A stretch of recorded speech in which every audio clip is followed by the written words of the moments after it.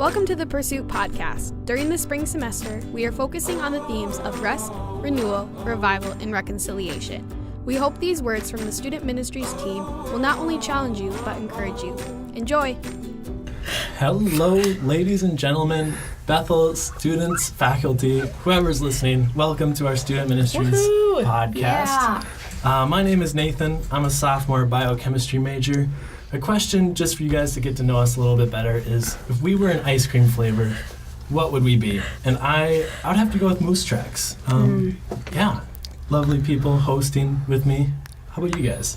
Hi, my name is David Jankowski. I am a sophomore nursing major.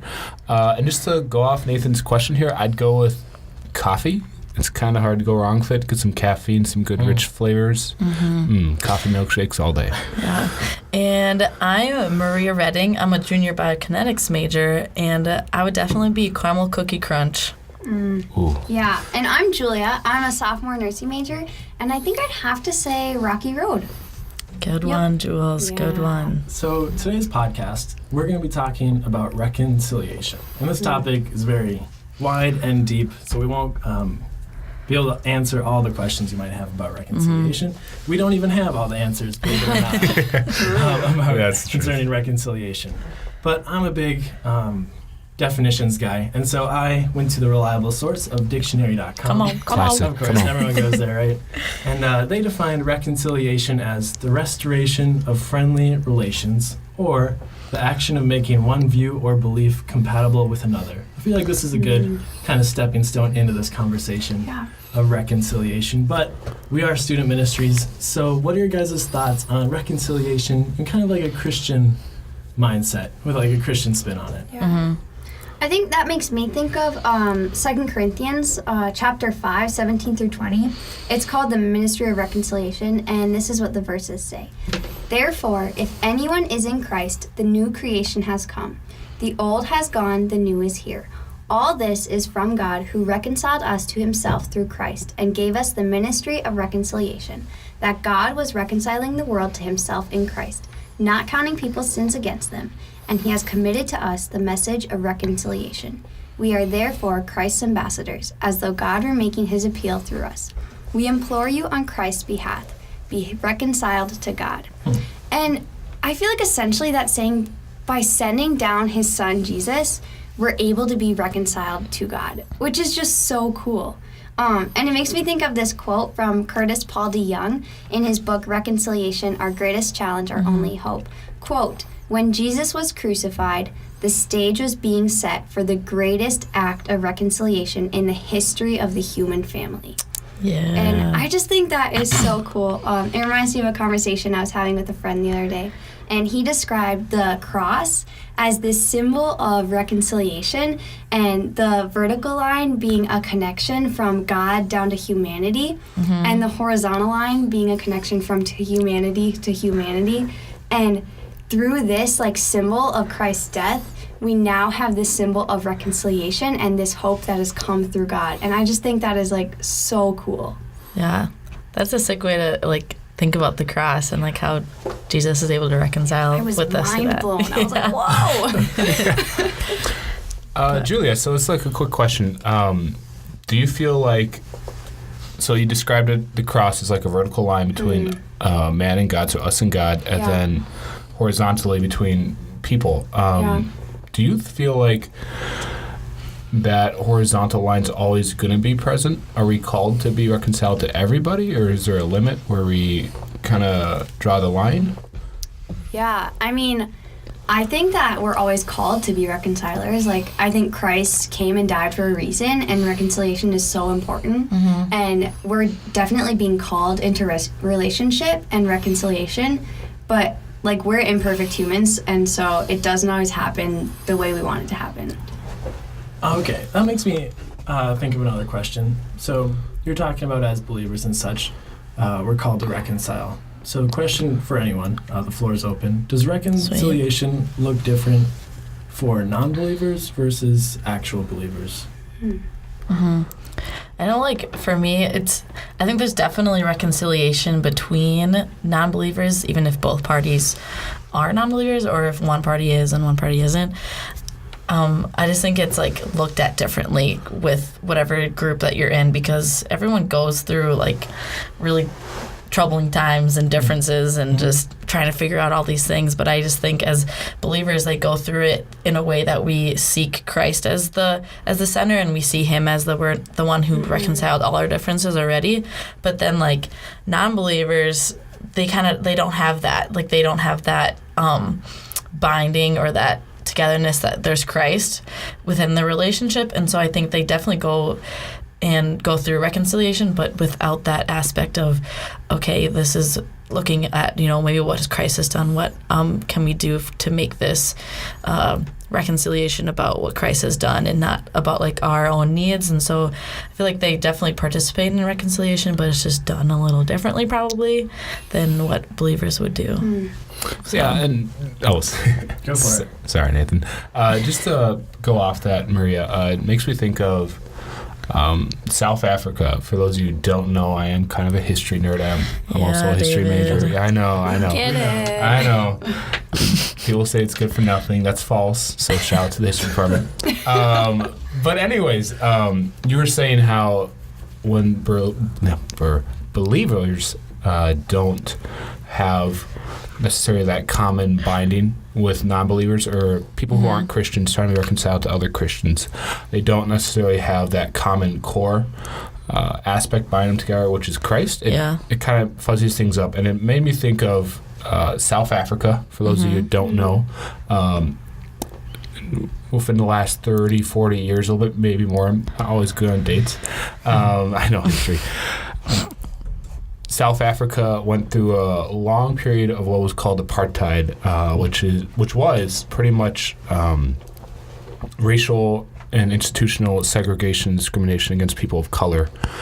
South Africa is mostly people of color, and then there's a small minority of white people, basically, that were in power. And so throughout that process, they instituted apartheid, which, if you don't know what that is, like think more like Jim Crow, South, pre-civil rights era, just a lot of really nasty and evil stuff going on.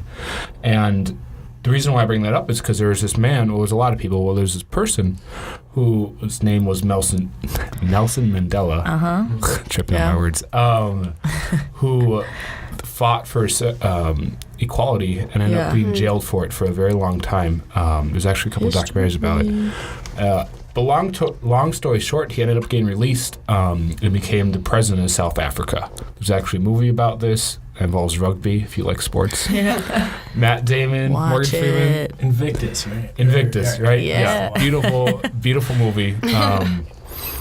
Matt Damon nails the South African accent pretty well. But anyways, the point being is Nelson Mandela had the option and the choice, really, when he was elected president.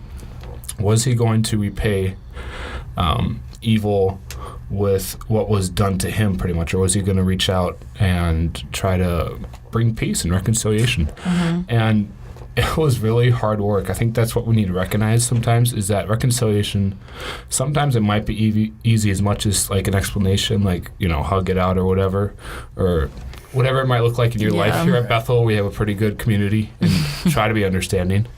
Keywords try. But it's not going to be like that most of the time. And if it's the deeper the hurt, the harder it's going to be. So just, I don't know. The reason this made me think of that, because we need to understand that it's going to be hard work. And it's just going to take a lot of us. It's not going to be easy. And we might be called to give all in order to facilitate it. So it's a good story. So, like, reconciliation, just looking into the apartheid and such, there's a lot of reconciliation, but I'd also say forgiveness going on. Yeah. True. It makes me kind of wonder, what's the connection between the two?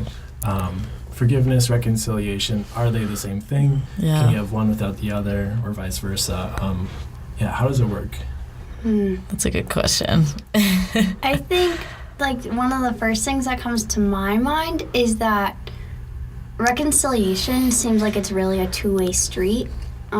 Like, it's between me and another person. In order to reconcile that relationship, we're needing a mutual agreement on that part.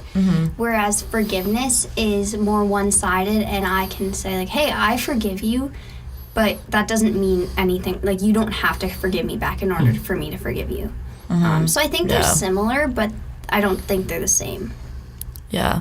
I also, I kind of agree on that statement because this is such, a hard question because I feel like initially you probably think, oh, they're probably, very similar, all that stuff, but they definitely have, certain differences that make reconciliation a little bit different than forgiveness. I definitely agree with Julia on saying that, reconciliation's a two-way. Both parties kind of view it equally as they want to get to a point in their relationship that they go beyond what this issue is. But I think along with reconciliation, forgiveness is kind of intertwined within it at times too.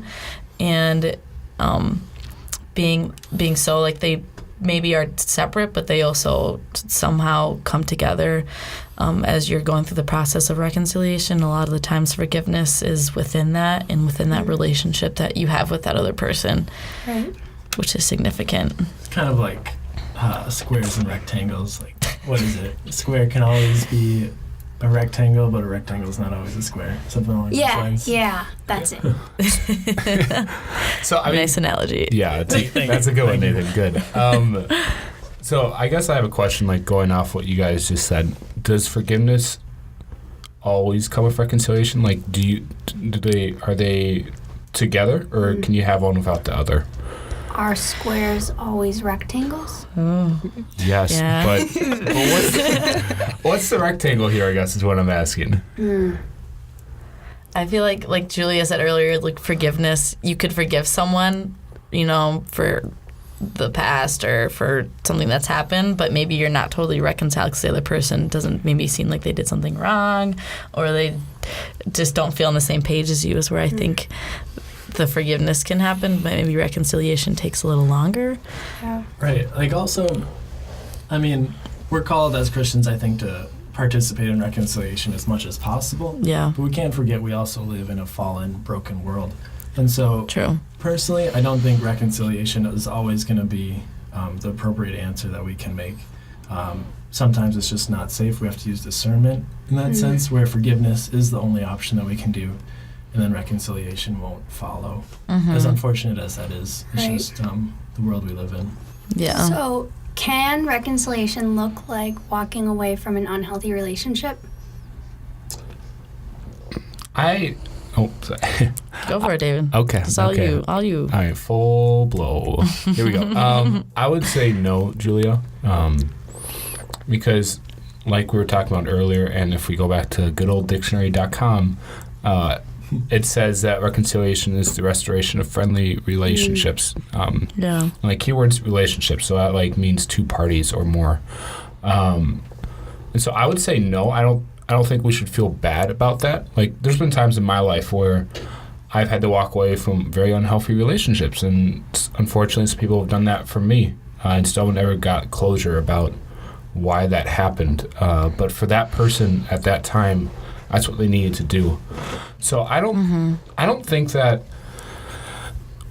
it would be called reconciliation, but I also don't think that that's a bad thing. I think that's actually honestly a good thing, and sometimes a lot harder thing to do, to walk away from somebody that you might be really invested in, you might even love a lot, but you have to still walk away from them. And that sometimes is a lot harder than taking what might be our first reaction, which is reconciliation. Yeah. So for the people that that we are trying to reconcile with, maybe what steps, or how would you start that process? How can we be reconciled to others, I guess?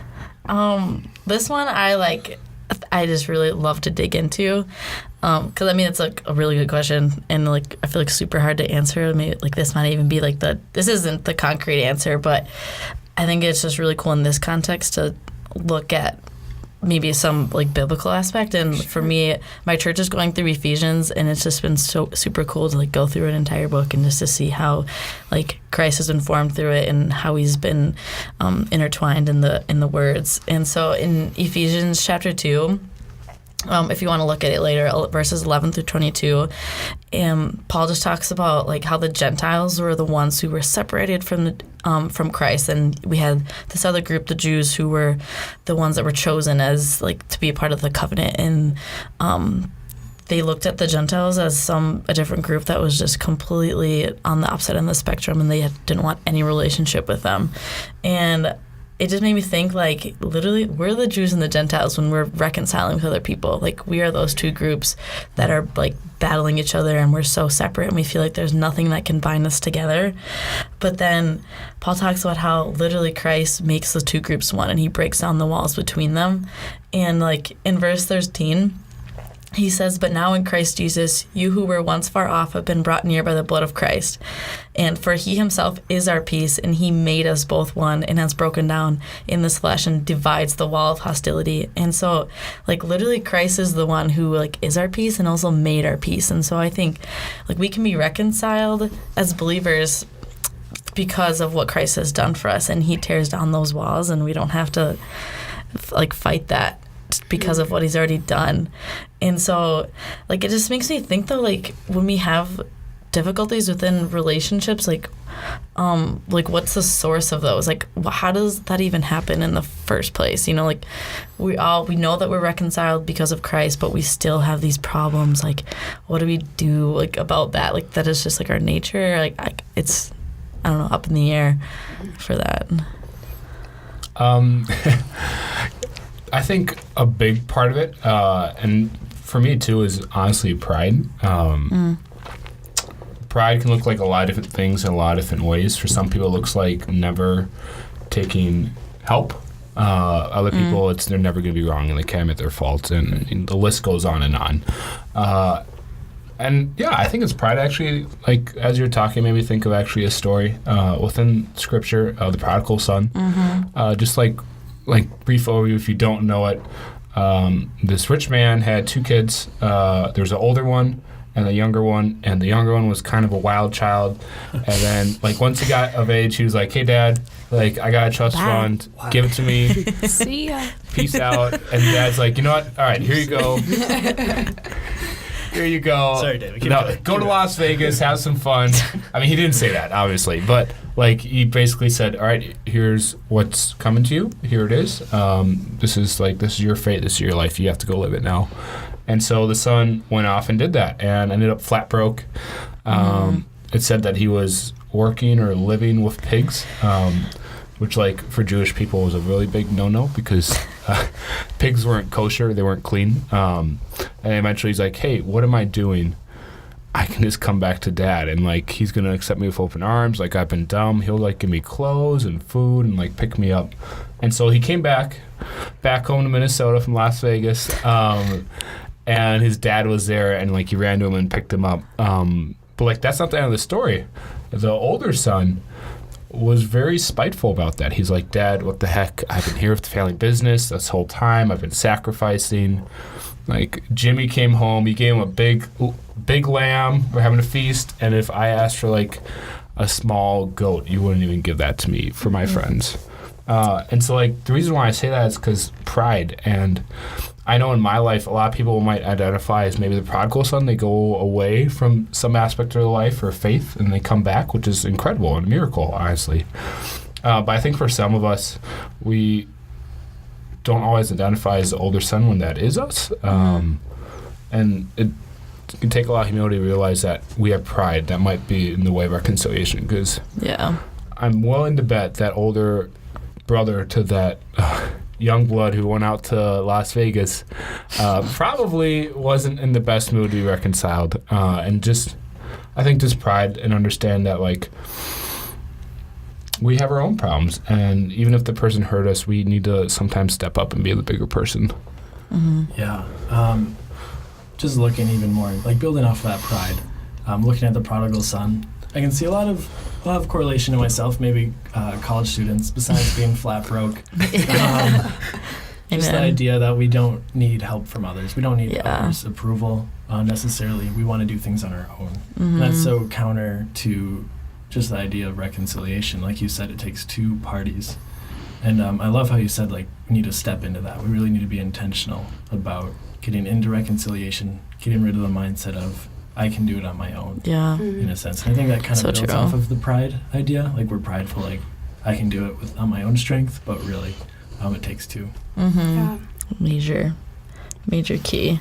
Yeah. I also think it just takes like taking a step back and looking at our relationships and like analyzing like how are we viewing ourselves and how are we viewing ourselves in our relationships, you know? Mm-hmm.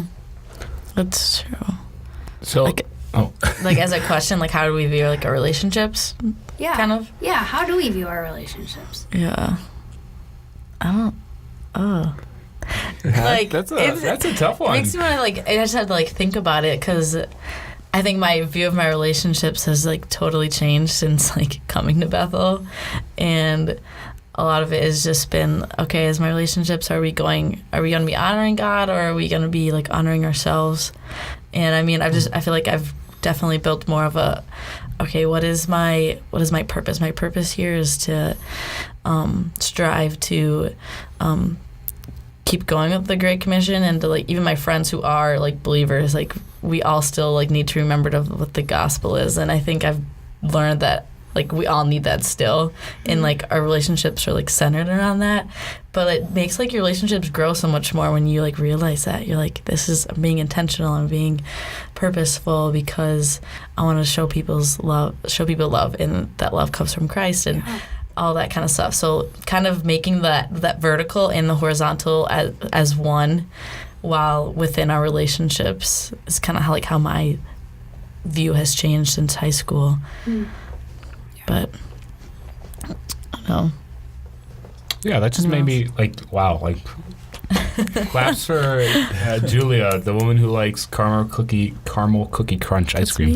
Maria. Yeah, David. You know what? She's staying next to me. I guess I'm flustered. Whatever. We're just gonna roll for it.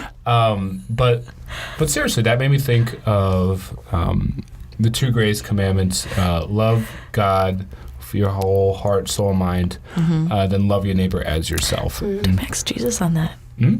Do my exegesis on that. Hey, there we go. I guess a little bit of homework prep for Maria here. Okay, back on track. Yeah. No, but seriously, I think, like, Julia, that's an awesome question. Honestly, a really hard question to look at because it's humiliating and humbling. Maybe not humiliating. Hopefully not.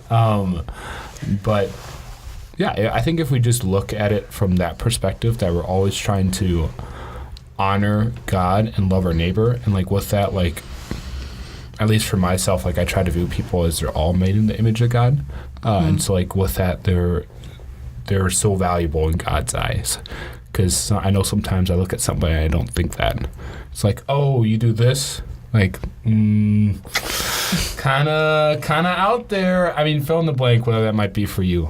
So I think just like you're saying, if we take a step back and realize that people are going to be different than us, and that's honestly what's so beautiful about humans, that we're so diverse and beautiful. So if we just step back and do that exegesis Jesus thing, no, but if we view people as our neighbors, and with that, like, we're called to love them, and like Julia said, the Great Commission, like bring Christ and show Christ to people. I think.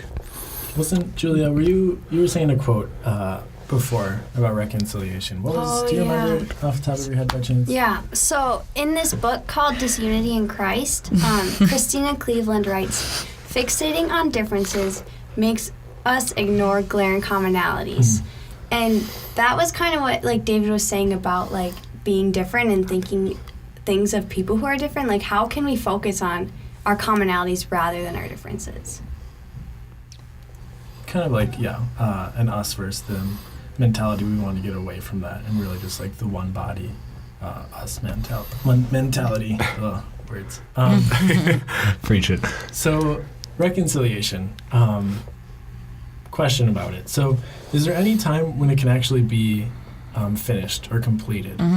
Is that possible, or is it an ongoing process where it just continues and builds off of each other?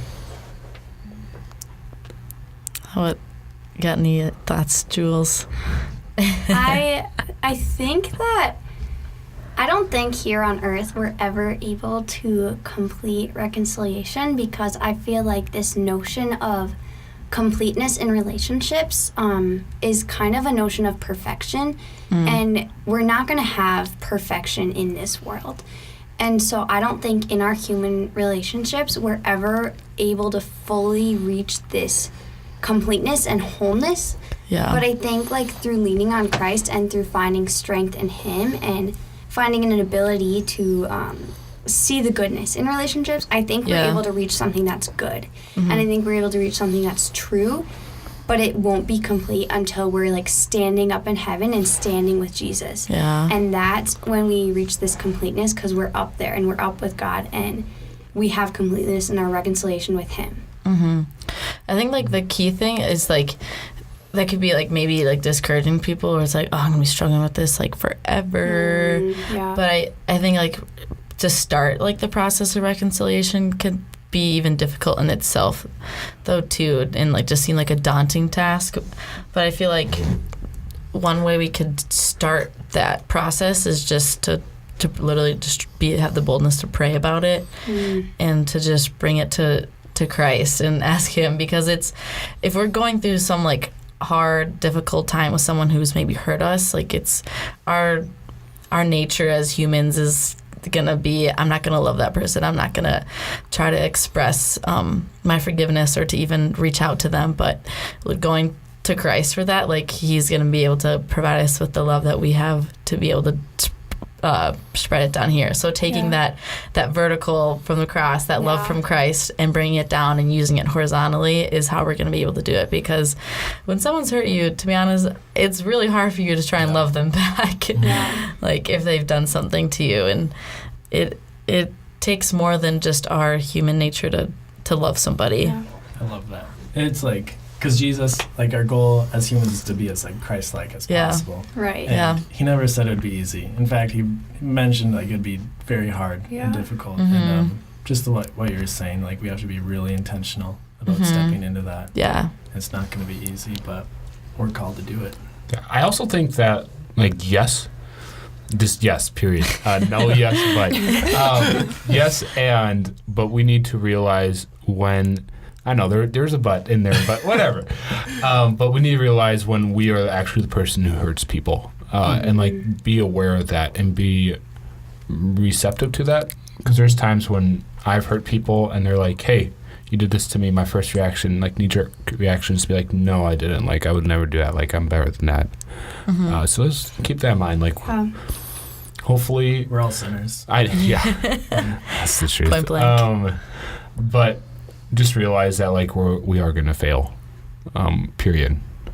Whatever that may be in our life, it's from the failure that we pick ourselves up and get reconciled and do what we need to do. Yeah, it's important not to beat yourself up over that, but to really use it as a learning experience and not just like push it away and forget about it because like I'm forgiven, but to use it as something to grow with. Yeah, because literally, even though we fail, that's when you're like, I have the Lord, and He'll pick me up. Like, that is when I just, that's when I just, like, encourage, like, each of us, like, even in this room or even outside this room, like, if that happens, like, we just have literally just, like, the depravity just to bring it to Christ in that way. Like, because, you know, we do fail, and that's hard to, you know, take in. You're, like, hard to swallow, but that's when I hope that we're able to rely on Christ for our strength and all that kind of mojo. So and I honestly think it's like crucial, like in this whole process, to bring it to Christ and lean on Him, not just something we're capable of doing, but something that like we have to do, like in order to do this right, like we have to lean on Christ, and we need to like have His strength to do it, and just say like, hey, I can't do this without you, so I need you to help me.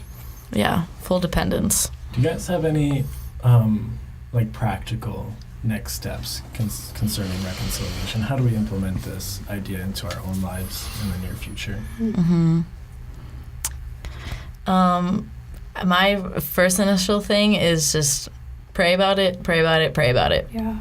And maybe if you know, that could be hard too sometimes, maybe find other ways to try and bring Christ into it somehow, or if that's like you're struggling with that, possibly like someone who could be like either a close mentor or someone who you trust that is able to give you truth and like help lead you and encourage you in this process of trying to do it. That'd be my initial thoughts. But anyone else have stuff? I think kind of what we were talking about earlier with just like stepping back and viewing yourself and your relationships and like the way you think about others. I think just like being conscious of those things, because I think a lot of times we just don't even realize the way we view our relationships. And I think just stepping back and thinking about like, am I being a reconciler in my relationships? Yeah. Just to put my 2 cents, I think one thing that would really help reconciliation, just relationships in general, is working on your listening skills and really digging into what the other person is saying or on the flip side not saying, and making sure that you're listening or you're trying to listen throughout the whole process, even if they have hurt you. Maybe trying to understand why they did that, because I think that'll give you a lot of insight how to proceed with that. So just having bigger ears. Yeah. Totally. So many people like listen to respond to things instead of just like listening to hear the other person. I think I love that, David. That's huge. So, any other comments before we wrap up? Just a couple of shout outs. If you did like this podcast, no, seriously. For those of you who don't know, we do have a reconciliation department. It just got moved due to budget cuts. But there are reconciliation classes here. Some of the books that Julia quoted over here was actually from some, I think, Intro to Rec and some other classes. So if you're interested in that, definitely check it out.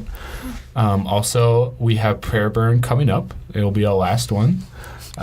So just keep your eye out for that. I think the themes are reconciliation and revival, so just going along with us over here. So just keep an eye out for those posters as they pop up.